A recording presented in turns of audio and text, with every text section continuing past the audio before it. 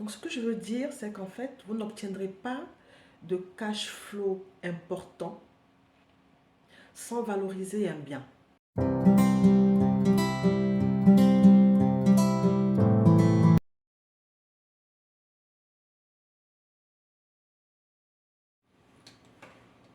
Salut les amis, comment allez-vous? Bien, j'espère. Je profite du fait que les enfants soient couchés pour faire cette petite vidéo. Je voulais qu'on parle rapidement en fait des idées reçues qu'on peut avoir quand on parle en fait d'investissement immobilier rentable, de cash flow et tout ça. Euh, pour échanger avec des gens qui m'entourent, j'ai le sentiment en fait que dès qu'on commence à parler d'immobilier et qu'on dit qu'il y a de la rentabilité et qu'on montre finalement qu'on y arrive, les gens quand ils s'y intéressent, ils veulent venir en fait à ça, mais ils s'imaginent que c'est quelque chose en fait qui est facile et qu'en fait on va pouvoir atteindre des rentabilités folles de manière en fait très rapide et facile.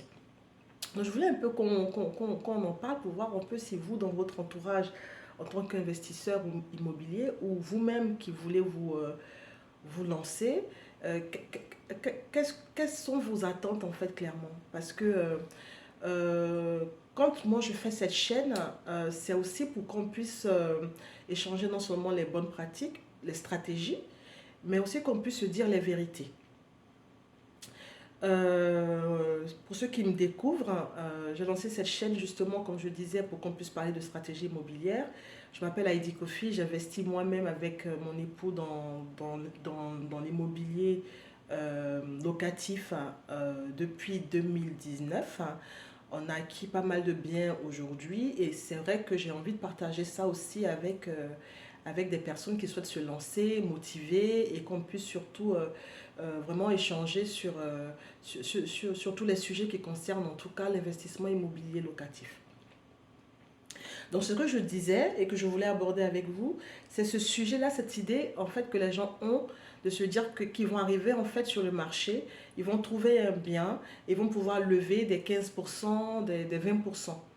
C'est vrai qu'on entend beaucoup de choses sur Internet, mais la réalité, en fait, elle est tout autre. Je ne dis pas que ça n'existe pas, hein. Tout dépend, en fait, de la stratégie qu'on va adopter.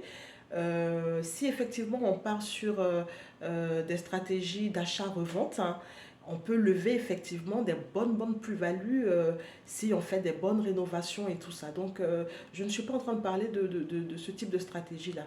Je ne parle pas non plus de stratégie de morcelage foncier. Donc j'entends par là des gens qui vont acheter des terrains et puis qui vont les morceler et les revendre un peu à la découpe. On peut faire des grosses marges dans ce type de stratégie-là. C'est pas de ça que je parle. Je parle en fait de monsieur tout le monde, monsieur lambda qui veut se lancer en fait, acheter un appartement et le mettre en location et penser en tout cas qu'il peut venir et lever en fait du 15%, du 16%.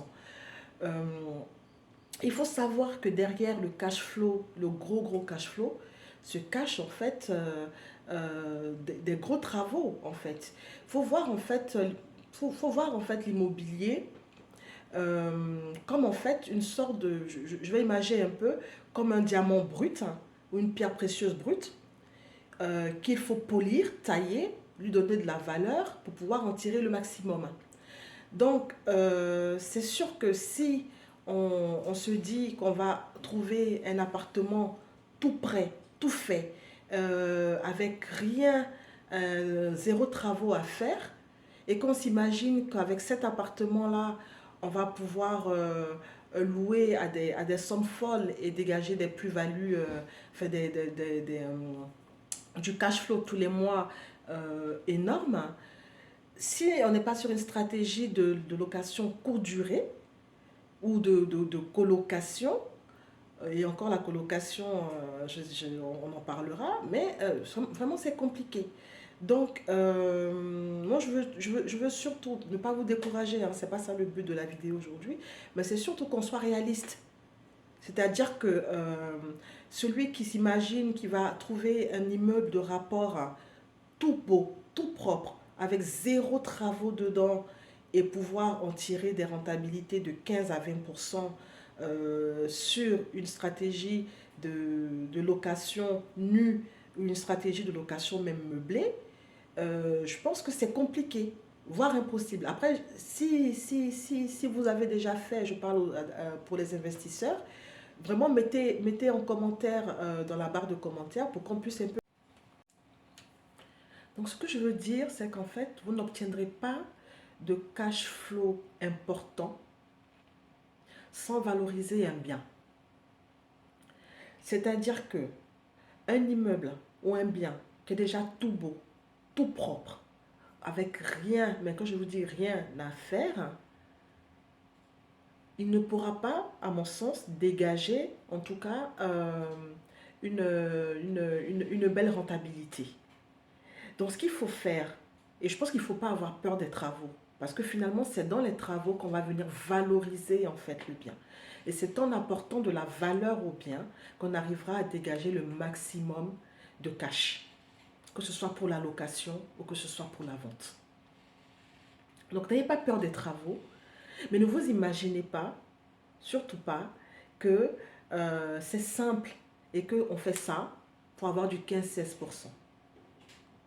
Souvent, ces personnes-là qui ne vous le disent pas forcément dans leurs vidéos, mais qui vous disent qu'elles ont pu démissionner ou qu'elles sont libres financièrement grâce à l'investissement dans l'immobilier. Je dis toujours, hormis des stratégies d'achat-revente ou autres, mais quand on est dans du locatif, cela passe forcément par le fait d'être allé acheter des biens avec beaucoup de travaux, de les avoir valorisés, donc avoir fait des rénovations, qu'elles soient lourdes ou secondaires. Mais la valorisation a permis certainement de pouvoir relouer derrière en rajoutant, je dis un exemple, si vous avez acheté un bien ou avec des appartements délabrés qui étaient à l'époque, qui étaient au moment de l'achat estimés à 200-300 euros le loyer, une fois que vous les aurez rénovés, le fait d'apporter donc de la valeur, vous allez peut-être pouvoir ajouter 100 euros, 200 euros de plus en fonction du secteur. Donc vous voyez que tout de suite, ça vient grossir en tout cas la rentabilité de base que vous aviez à l'achat. Donc vraiment, ne vous imaginez pas que quand tout est beau, quand tout est propre, quand tout est lisse, on va venir avoir des rentabilités folles. Voilà, c'est ça en fait que je voulais vous dire. Donc, quand on cherche de la rentabilité, c'est aussi un sacrifice quelque part qu'on va devoir faire parce que les choses ne sont pas forcément simples. Il faut suivre des chantiers, il faut aller trouver des entreprises qui sont aptes et qui sont sérieuses. C'est rien de très compliqué en soi, mais il faut juste prendre conscience qu'il faudra passer par là en fait. Voilà, c'est ça. Il faudra passer par là. Donc, c'est surtout pas pour vous décourager, ce n'est surtout pas pour vous faire peur, mais le message derrière, c'est de dire qu'en fait, que le but n'est pas de vous décourager, hein, bien au contraire. Mais il est important que vous ayez conscience que dans un investissement locatif, quand on ne veut pas faire de gros travaux, on a rarement des rentabilités folles. Voilà, on va avoir des rentabilités raisonnables, voilà, de type 8%, 7%, et même c'est très bien hein, par les temps qui courent. Mais voilà, donc foncez, investissez, mais voilà, ayez conscience que quand on souhaite du gros argent, ça va avec les sacrifices aussi qu'il faut mettre avec. Voilà. Merci d'avoir regardé la vidéo. On reste ensemble, on commente, on s'abonne, on partage parce qu'il y a des personnes qui peut-être recherchent des informations et qui en auront besoin. N'hésitez pas à liker aussi la vidéo. Donnez-moi de la force pour que je continue en tout cas à publier si mon contenu vous intéresse en tout cas. Et je suis à votre disposition pour répondre à votre question. Mettez-moi en commentaire ce que vous pensez de la vidéo, si vous avez déjà investi, si vous souhaitez investir aussi. On est là pour échanger sur cette chaîne. Je vous dis de passer une bonne soirée. Prenez soin de vous et je vous dis à bientôt. Ciao les amis.